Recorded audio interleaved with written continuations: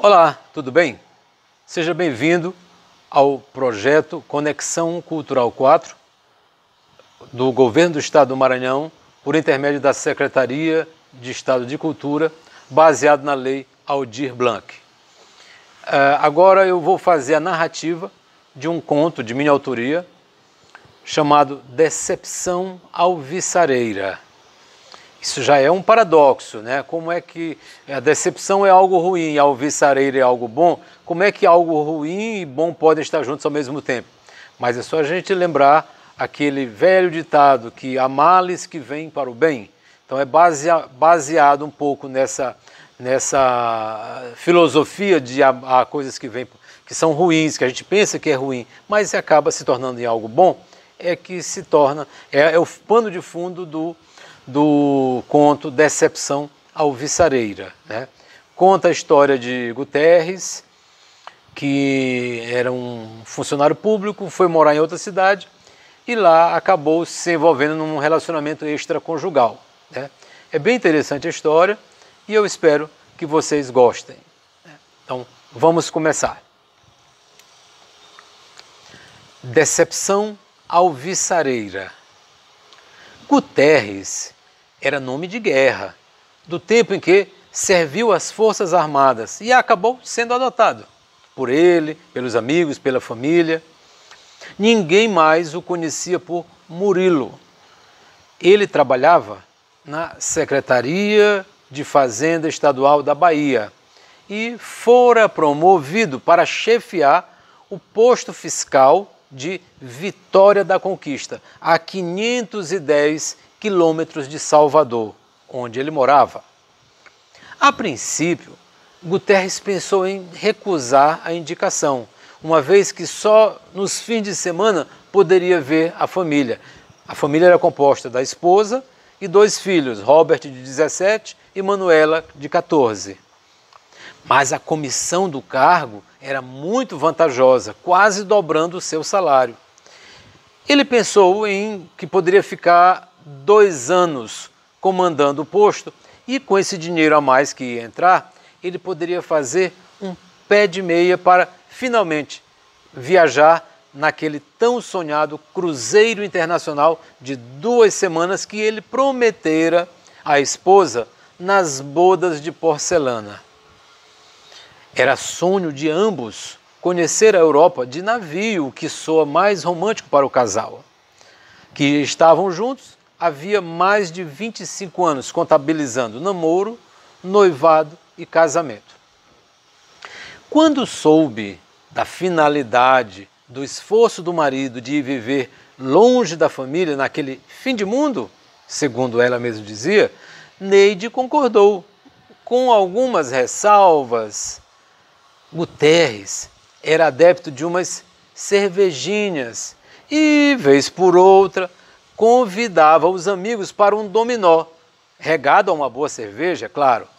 Farra essa que ocorria na casa deles pelo menos 3 vezes por semana.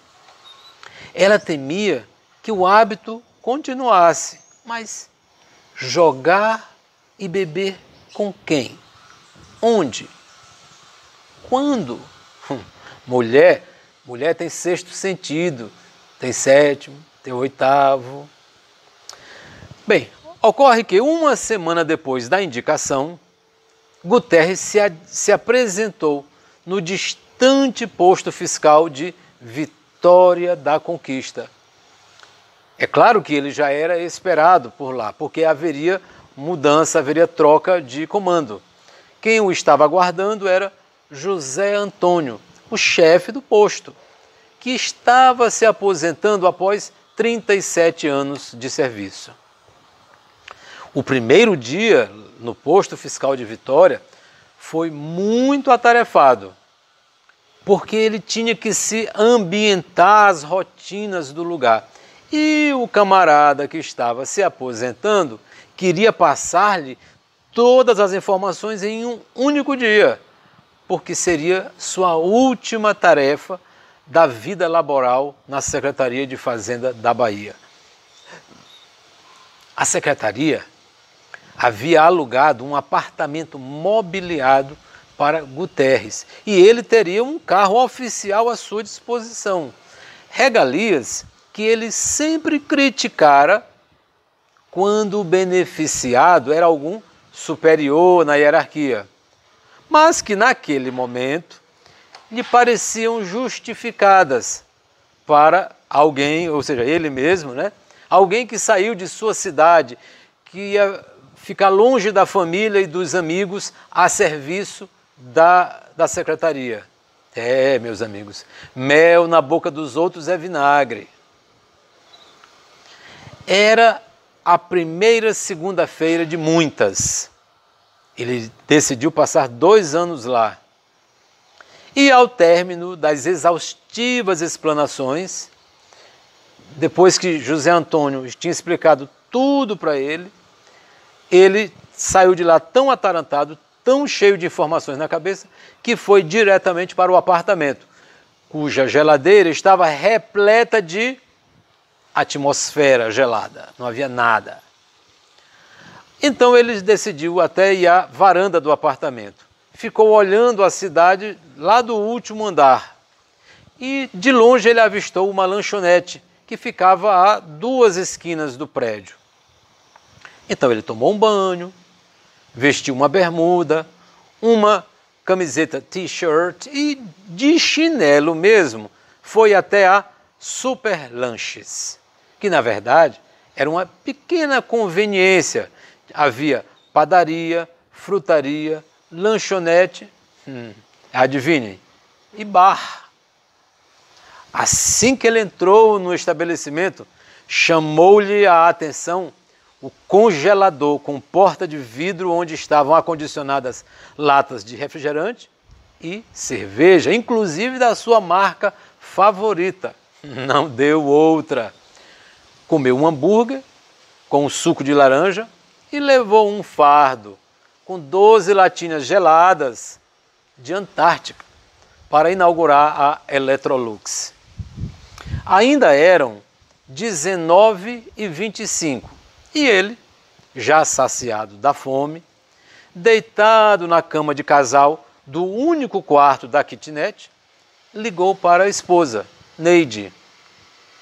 Conversaram amenidades e ele revelou a ela suas primeiras impressões sobre a cidade e o trabalho que acabara de assumir. Como ele havia saído de Salvador na noite anterior, não havia muito assunto para discutir com a esposa. Então a ligação durou pouco mais de 5 minutos. Ele desligou, desejando uma boa noite à esposa, e foi até a cozinha. Lá, tirou uma latinha do congelador e foi deitar-se na cama para assistir ao telejornal. Foi tomando e ao término da 3ª cerveja parou. Ele não era homem de ficar bebendo sozinho. No dia seguinte, depois do expediente, foi novamente a Super Lanches para comer algo antes de ir para casa. Enquanto ele ainda dirigia em direção à lanchonete, ele avistou 100 metros adiante, mesas amarelas de plástico na calçada, algumas delas ocupadas. Adivinhe só? Um barzinho. Ele passou reto pela frente da conveniência e foi desbravar o novo estabelecimento. Era um bar de 3ª categoria, com 2 mesas de bilhar no fundo e um escudo do Bahia na parede, dentro do balcão. Podia-se perceber, pelas áreas onde ainda remanescia, que a tinta em pó usada na pintura do bar era verde clara. Mas Guterres não se importava com tais detalhes. Ele se aproximou de uma das mesas de bilhar, onde 2 jogadores estavam numa contenda muito difícil de assistir. Perguntou se podia se unir a eles na diversão, no que foi prontamente atendido. Começou a jogar com Zé Paulo e Tarciso, mais para ter com quem conversar do que pelo próprio bilhar, pois ele competia em inabilidade com seus 2 novos amigos. Antes de pegar um taco, foi até o balcão e pediu uma cerveja e 3 copos. Atendeu-o uma senhora gorda, de seus 60 e poucos anos, com os cabelos desgrenhados, usando uma camiseta regata de bloco de carnaval, cujo tecido não era suficiente para cobrir completamente os estriados seios flácidos. E assim ele passou o resto da noite, jogando bilhar e bebendo com quem ele nunca vira antes, mas que lhe pareceram gente boa. O bom bebedor nunca acha defeitos na pessoa com quem divide uma garrafa. Saiu do bar quase às 11 horas e, na volta para o apartamento, descobriu que a Superlanches fechava às 10. Naquela noite, naquela segunda noite, em Vitória da Conquista, dormiu com fome. Providenciaria abastecer a geladeira no dia seguinte e o fez à noite, após o expediente. Por isso, não teve tempo de ir ao bar da Tônia de novo. Quando chegou ao apartamento com as compras, ligou para a esposa, Neide, o que não fizera na noite anterior, porque passaram o tempo todo ocupado tentando encaçapar a bola 8. Isso era uma quarta-feira. No dia seguinte, quinta-feira à noite, saiu do posto fiscal e foi direto tentar rever os amigos na Tônia. Chegando lá, encontrou outros 2 e também foi bem sucedido na tentativa de fazer amizade. Foi aceito para ser o 3º jogador naquele jogo de bilhar. Ele até que gostava da sinuca e estava já lhe parecendo até mais animado do que o dominó, pois neste se fica sentado o tempo todo. Quando foi ao balcão pegar a cerveja com a velha Tônia, surpreendeu-se com o que viu. Em vez da desleixada atendente, havia uma jovem mulher, não mais que 25 anos, com uma farta cabeleira negra ondulada, emoldurando um rosto com traços indígenas e olhos de um castanho estonteante. Boa noite, jovem, disse ele com um tom de voz meloso. Boa noite, o senhor vai querer ficha? Por favor, 5 fichas e uma cerveja. Qual é o seu nome? Bernadette, mas todo mundo me chama de Bena. E o senhor? O senhor está no céu. Meu nome é Murilo. Ah, desculpa, seu Murilo. Não precisa do seu. Só Murilo, tá bom. Tá bom. Murilo, eu estive aqui anteontem e não vi você. Você trabalha aqui há muito tempo? Desde que vovó Tônia me trouxe para morar com ela. Acho que eu tinha uns 9 anos. Ah, entendi. Pegou a cerveja, as fichas e foi para a mesa de bilhar. Não sem antes virar o rosto e olhar novamente para Bernadette, demonstrando súbito interesse na nativa. Nos momentos em que não estava jogando, Guterres olhava diretamente em direção ao balcão, o tempo todo, demonstrando ter gostado do que viu. E Bena retribuía os olhares de interesse para o recém-chegado. Notando que o ambiente estava mais interessante perto do balcão, deixou as fichas remanescentes e a cerveja com os neo-amigos e pediu licença para sair do jogo. Foi sentar num tamborete alto, perto do balcão, e pediu uma cerveja nova a Bernadette. Sabe, cheguei na cidade na segunda-feira e achei ela bem gostosinha. O que tem de bonito por aqui para a gente visitar? Ah, tem a catedral, o memorial, o Cristo, tem um monte de lugar legal, senhor. Eu estou precisando de um guia que possa me mostrar esses lugares. Você não tem tempo para ajudar este curioso turista?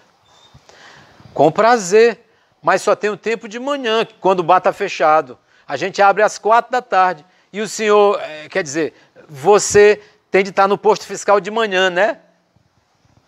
Ela já sabe que eu sou o novo chefe do posto. Mas como? Eu não disse nada a ninguém. Cidade do interior é foda, pensou Guterres. Tá aí o motivo dos olhares recíprocos. Ah, menos mal. Assim não terei que ficar falando sobre mim. Mas se ela sabe quem eu sou, sabe que todos me chamam de Guterres, não Murilo. Ah, deixa pra lá. Mas o posto sobrevive sem mim por alguns momentos. Eu não preciso ficar enfurnado lá o dia todo. Você pode marcar um dia de manhã que eu venho aqui apanhar você para a gente sair. Terça-feira que vem, tá bom? Pode ser. É bom porque segunda de noite é minha avó que fica atendendo aqui no balcão, então vou poder dormir cedo nesse dia. E vou estar bem acordada na terça. Combinado, então. A conversa no balcão continuou por mais 3 cervejas e Guterres decidiu voltar para o apartamento. Chegou lá quase às 11 horas, esquentou uma lasanha pré-cozida e foi jantar. Lembrando-se dos olhos de Bena e das coxas também, que ele teve a perspicácia de olhar quando ela estava de costas. O vestidinho de algodão curto permitiu que ele matasse sua curiosidade. Nessa noite, ele também não ligou para Neide. No dia seguinte, uma sexta-feira, saiu do posto fiscal ao meio-dia e pediu a um funcionário que o levasse à rodoviária, pois o ônibus sairia às 12h30. São quase 9 horas de viagem até Salvador. Chegou às 21h15 e só às 22h reencontrou os filhos e Neide, que havia preparado um jantar de muqueca de arraia, seu prato favorito. É lógico que as geladinhas também faziam parte do cardápio de boas-vindas, meu amor. Guterres passou em casa os 2 dias que o cargo possibilitava e, na madrugada de segunda-feira, às 5 horas da alvorada, pegou o ônibus para a Vitória da Conquista. Neide notou algo diferente no marido durante o fim de semana. Como se ele estivesse presente e ausente. Algo havia acontecido. Mas ela deu um desconto por causa das novas atividades e as atribuições dela decorrentes. Na segunda-feira à noite, no costumeiro horário, Guterres marcou presença de novo no bar da Tônia. E lá estava a velha gorda atrás do balcão. Minutos depois, surgiu, após atravessar uma cortina de plástico que separava o bar da área residencial, radiante, Bernardete, com suas madeixas negras e a amabilidade que o conquistara. Embora fosse seu dia de folga, como o bar era um puxadinho da residência das duas, ela ia de um ambiente ao outro sem cerimônia. Era seu plano dormir cedo, mas decidiu dar apoio à avó naquela noite, entretendo por algum tempo o recém-fidelizado cliente. Guterres pediu uma cerveja para si e presenteou os clientes que estavam no bilhar com outra. Entre eles, Tarciso, que estava com 2 outros amigos que Guterres não conhecia. Mas nessa noite ele não tinha o menor interesse no bilhar.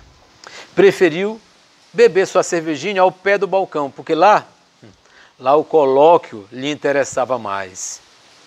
Ao fim da noite, ele relembrou o horário em que passaria para apanhar seu guia turístico. Bernardete estaria pronta às 9h30. Daria tempo para Guterres resolver os assuntos iniciais do dia no posto fiscal, e depois liberar-se dos 2 expedientes. Chefe tem essas prerrogativas.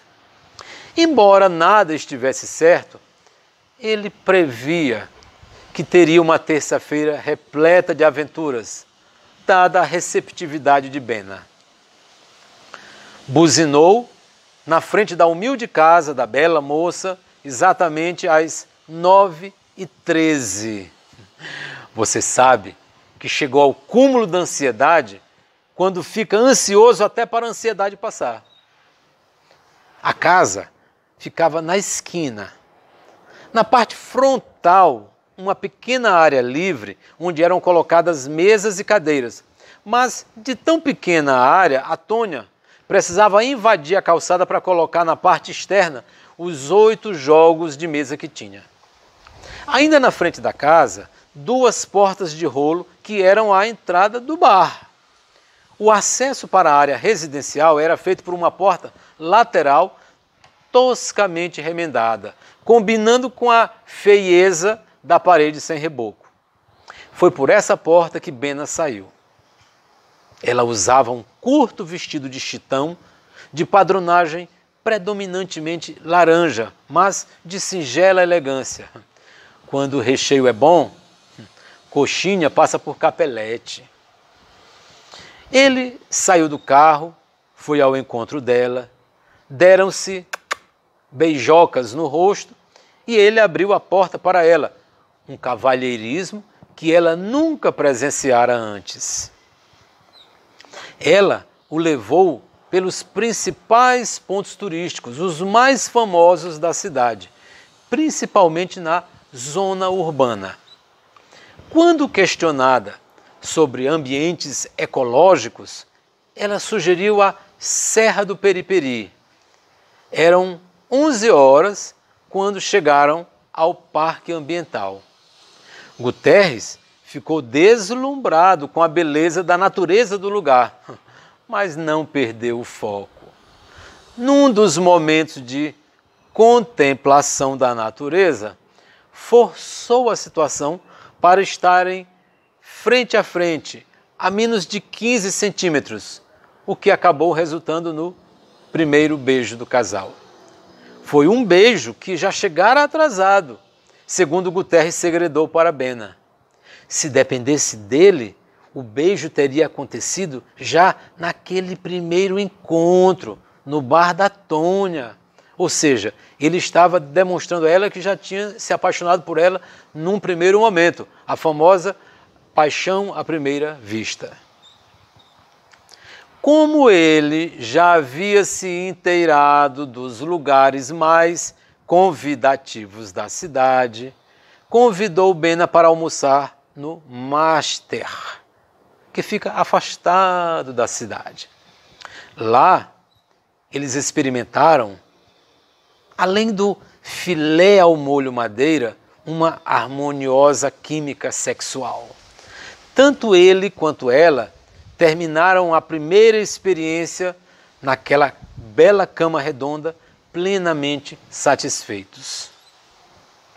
Desse dia em diante, Guterres e Bena passaram a se ver diariamente, de segunda a quinta-feira. Quase todas as noites, ela saía do bar antes das 10, horário em que a velha Tônia assumia e ia pernoitar com Guterres na kitnet. Tudo, é claro, com o consentimento da avó, que até alimentava as aventuras sexuais da neta com o respeitável pai de família que tinha cargo importante na estrutura do governo do estado. Às vezes iam juntos, quando ele passava lá no fim do expediente para tomar uma cerveja e jogar um bilharzinho com os mesmos conhecidos de sempre. Depois que Bernadette entrou em sua vida, os jogadores de bilhar perderam o status de amigos, né? Eram apenas conhecidos, mas ele continuava pagando cerveja e ficha para todos eles. E assim ele foi vivendo sua experiência extraconjugal com Bena, sem deixar vestígios nem levantar as suspeitas de Neide.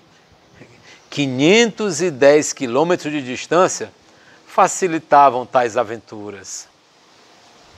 Após 4 meses de relacionamento, Bena lhe comunicou que as regras mensais estavam atrasadas. Já fazia 45 dias que o relógio uterino falhara. Guterres, assustado num primeiro momento, antes de vir-lhe à mente a possibilidade de ser pai novamente, pensou como conseguiria vivenciar aquela nova situação longe do conhecimento de Neide. O arrependimento começou a mostrar suas sombras. Seu relacionamento de 25 anos passou-lhe pela mente como um filme, e o medo das consequências de sua inconsequência trouxe-lhe o terror. Ele tinha consciência dos erros cometidos contra a dileta companheira e, principalmente, sabia também que ele seria mais fortemente vitimado por conta de sua vaidade de macho. Não que ele nunca tivesse dado suas escapadelas conjugais, mas eram muito raras e infrequentes, e sempre com mulheres remuneráveis. Imediatamente, prontificou-se a assumir as responsabilidades financeiras advindas. Embora, no seu íntimo, uma tempestade de maus presságios o alertasse sobre a assunção da paternidade. E assim, do dia para a noite, as despesas esporádicas, com um jantar aqui e um baile ali, se transformaram em um ônus mensal crescente. Eram consultas, medicamentos, exames, enxoval, mobiliário para o quarto bebê e tudo mais. Ele financiou tudo por toda a gestação. E quando Valdemir nasceu, ele recusou a deferência de batizar o bebê de Murilo. Ele acertou pagar 2 salários mínimos por mês para as despesas com a criança. Bernadette aceitou a oferta financeira e também, ainda que a contragosto, o não reconhecimento da paternidade em cartório, diferentemente do que ele havia prometido no início, ou seja, ele havia quebrado a sua promessa. Vovó Tônia era conhecedora da situação. Na juventude, quando a beleza lhe aflorava, ela conseguiu extorquir uma pequena fortuna de um fazendeiro de Pernambuco com o nascimento de Odete, mãe de Bernadette. Anos depois, perderia tudo por conta do ardil de um amante, quem com ferro fere. Na concepção da avó, Bena deveria requerer muito além do que for oferecido por Guterres. Ele é diretor do posto fiscal, filhinha. Essa migalha que ele está pagando é nada. Exija que ele reconheça em cartório que o menino é filho dele, que fica tudo mais fácil. Bernadette tratou desse assunto com Guterres, mas ele, já orientado por seu advogado, alegou que, por ser casado, seria melhor continuar só com o apoio financeiro, sem vinculação cartorial. Por insistência da avó, abriu-se um processo de reconhecimento de paternidade. A solução postergadora, achada por Guterres juntamente com seu advogado, foi a solicitação de exame de DNA. Isso atrasaria o processo em pelo menos 6 meses, que seria um tempo suficiente, segundo imaginava Guterres, para ajustar os pontos com Neide, que até então nada sabia. Ocorre que o receio da reação da esposa acabou por postergar também a revelação que Guterres faria. E, chegando o dia da audiência na vara da família de Vitória da Conquista, Neide ainda estava desconhecedora da patifaria do esposo. Na época, Guterres já tinha feito uma legião de amigos por toda a região. Pessoas que torciam por ele, por sua camaradagem e presença de espírito, né? É claro que também as pessoas levavam em conta que sempre que ele estava lá no bar da Tônia, pagava uma cerveja para um, comprava um cigarrinho para outro, e as fichas eram quase todas por conta dele. No dia da audiência, no juizado da cidade, uma turma de jogadores de bilhar estava esperando do lado de fora para dar apoio moral ao amigo. Quase uma hora depois de iniciada a sessão, os amigos permaneceram no barzinho que ficava na frente do prédio do fórum. Eram cerca de 15 companheiros de farra que viram de repente abrir-se a porta do juizado e, correndo escadas abaixo, Guterres, com um papel na mão, balançando efusivo no alto, com movimentos de vai e vem do braço, segurando o papel, a euforia estampada no rosto, pulando e gritando: eu sou o corno! Eu sou o corno! Eu sou o corno! E assim acaba a nossa história de Guterres. E você está vendo por que o nome do conto é Decepção Alvissareira, né? Porque é muito triste para o homem, muito decepcionante para o homem, saber que houve uma traição conjugal, né? É uma questão tradicional, cultural, né? Que o homem nunca pode se sentir traído. Tem uns que acometem até o absurdo de tirar a vida da companheira, né? Então a gente sabe que existem esses casos, então fere muito essa questão da traição conjugal. Mas no caso dele, ele ficou feliz, né? Porque ele tinha sido traído por Bena, ok? Espero que vocês tenham gostado do conto. Eu faço aqui o meu agradecimento a você que está ouvindo, que está participando aqui do Conexão Cultural, e também um agradecimento especial ao Governo do Estado do Maranhão, que por intermédio da Secretaria Estadual de Cultura, vem desenvolvendo esse projeto que dá apoio aos artistas daqui do Estado do Maranhão, os artistas cantores, músicos, artesãos, atores, artistas das artes cênicas e também nós que somos da literatura, ok? Muito obrigado. Até logo.